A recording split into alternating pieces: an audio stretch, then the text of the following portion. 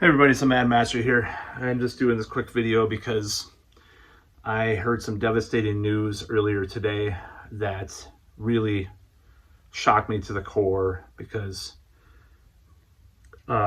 we have lost one of my favorite guitarists of all time. In fact, at times he's been my favorite guitarist of all time.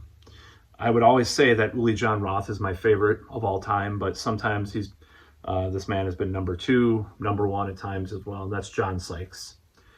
And John Sykes was born in England in 1959 and famously was on the 1987 album by Whitesnake, which has all the hits that everybody knows. Probably most of the stuff that you've heard but from Whitesnake has his guitar playing on it, except for the Here I Go Again solo.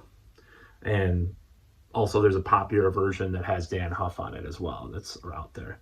But most of the stuff you hear on the radio is his guitar playing. And as far as his influence on me, I'm going to go into a huge story about that and how this guitar got purchased and constructed because of the man, because it has a Dirty Fingers Gibson pickup. It's a set neck, agile Les Paul clone, which is it's made in Korea, so it's not. I mean, it's actually pretty good, pretty decent guitar for the money that it came. And I played that live so many times back in the day. So I bought a Mesa Mark III back in the early 2000s and played it with a couple of my bands. And we had this guitarist once who mentioned that, oh, John Sykes played that. I'm like, who's John Sykes? Oh, he's on Whitesnake. I was already into like Dokken and stuff like that, but I didn't want to push towards Whitesnake because I didn't know that much. I just wasn't my attention wasn't pointed in that direction at the time. Nevertheless, what had happened was in late 2010, early 2011, I get pretty curious about other guitar players and so forth, and I obtained the Whitesnake 1987 album, which I do have on vinyl now too, by the way. So, so I fell in love with it right away. The pop hits. Is This Love is, I never loved that song as much as some of the other ones, but I just was shocked at how great the guitar playing was and how awesome the tone was, because people had talked about his tone for years and I heard about it. I'm like, whoa, okay. And then I got into Blue Murder, Tigers of Pantane, John Sykes' solo albums, the whole shebang. And in fact, my band now, Rock Invasion, we cover Cold Sweat, and we just did Saturday Night. And I was playing Still the Night on stage, the riff, which is just so strange and such weird timing and synchronicity. It's just really depressing. So I was really into his guitar playing. He's just the best tone and best feel, because he could play really fast and shred, basically. I mean, a lot of the speed picking that I do is him and Paul Gilbert pretty much when I play guitar. It's both of them together, a lot of that, the stuff that I've done. A lot of the pinch harmonics, maybe him and George Lynch, So I've been into him for quite a long time. He's a huge influence on my guitar playing. And he did some legendary music, the Tigers of Pantane albums included that he was on. He just had a great tone. There's certain guitar players where you get into these signature solos that you're just obsessed with as a guitar player. Like, for example, Sails of Sharon, the Scorpions, it's like, wow, that's amazing. Or Catch Your Train, the Scorpions, or Rock Bottom, the live version, which we also did Saturday night, by the way.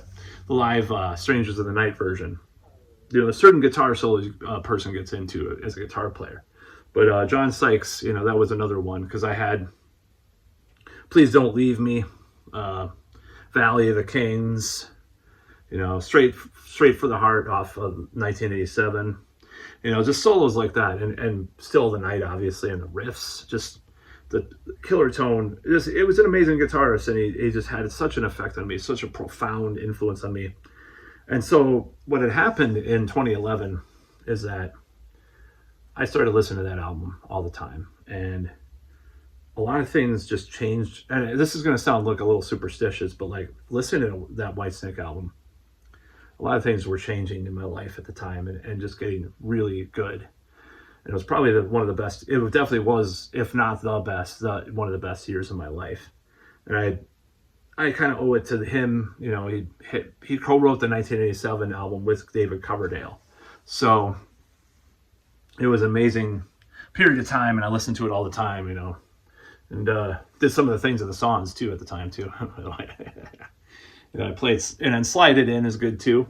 You know, and I do like the European version. I don't know if I like it more, but I like both of them. You know, that doesn't have John Sykes on it, and I like the sub. But what really was a great moment was when they released the live album with John Sykes called Bad to the Bone. It was a box set, and I bought that right away because the live performances with him on those old Whitesnake songs, which are more blues rock, are just incredible. And to me, those are the two best things he did, is the 1987 and that, followed probably by Blue Murder, and there were a couple of solo albums that he did, and solo songs too, like the solo song he did with Phil Lynott of Thin Lizzy, the Please Don't Leave Me, is probably one of my favorite solos of all time as well. So yes, I can't believe this moment has come where, you know, I hope this is one of the last videos I do this year like this. I'm so sick of doing these videos already since Paul Di'Anno, and you know, I've been into, it just was such an influence on my life. Just like I related to the lyrics, you know, looking for love. You know, I remember in my apartment I lit these candles and I was listening to that song, and the solo came on. I was just like in this bliss of this like heartache, you know, but also longing and optimism as well, because it was like January of 2011. You know, I listened to that and I was like, this is it, man. This is my year, and this is the album for it. And I listened to it all year, that 87 album. I had never heard a lot of those songs. I heard Still the Night. You know, I thought it was pretty good, you know, but I just like Crying in the Rain, you know, even though that wasn't written by John Sykes, he made it his own. You know, the live version in Japan, you can watch the footage on YouTube, and then the subsequent second studio version, because the original one was on, you know, was done in like 82. So when he joined the band, though, he made it his own, and that's the version on the 1987 album, which is my favorite. And I actually did a cover of it too, you know. So I'm really sad, because I even based a couple of my solos and some of my bands, you know, on John Sykes. I still,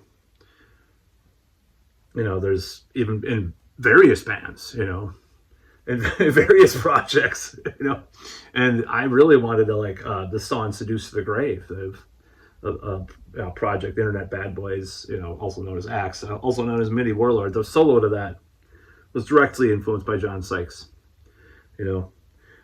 I've done, you know, I did a version of Crying in the Rain where I sang, and then I had my, you know, studio person, singer sing as well, because I was just so obsessed. And I have a Mesa Studio preamp and a 5050 power amp, and that's where I recorded the guitars with. And just, I was trying to really get close to his tone, because I had to sell my Mark III, sadly, in 2010, ironically enough, because I was unemployed and stuff. So yeah, here's to you, John Sykes, you know. I hope his album comes out too, that he was working on. But yeah, this is one of my favorite guitars and one of the best tones I've ever had, because it's heavier than any Epiphone, by the way. And it's also heavier than the actual Les Paul I had for a while, which was a white Les Paul that I bought from my friend a long time ago. And this is actually a better guitar than like a lot of, it's not chambered, it's this thick wood. So I'm not talking about guitars in this video, but nevertheless, I switched out the bridge.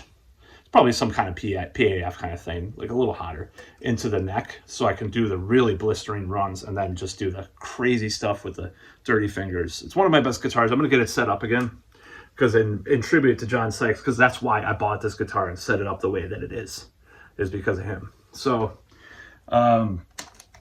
one of the best guitarists, in my opinion, of all time. Just he had this feel, this uniqueness, this tone, this levity to his playing that still inspires me to this day. I'll listen to like Straight for the Heart or Gonna Break My Heart Again. Just oh my god, just like when I think David Coverdale. I'm not sure what he says in the song, but I think he says "take cover," and then he plays the solo. Sykes plays the solo. It's like, oh my god, that's insane.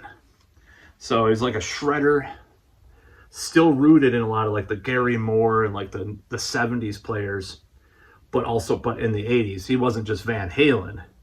He was also a lot of these bluesier guys too. He kind of mixed both those schools of thoughts, their European school of thought with the American school of thought, with guitar playing. So that's about all.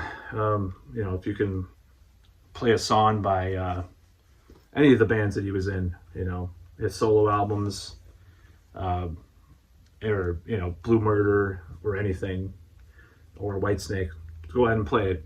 He's with Phil Lynott, jamming in heaven, or whatever you believe in. So that's about all.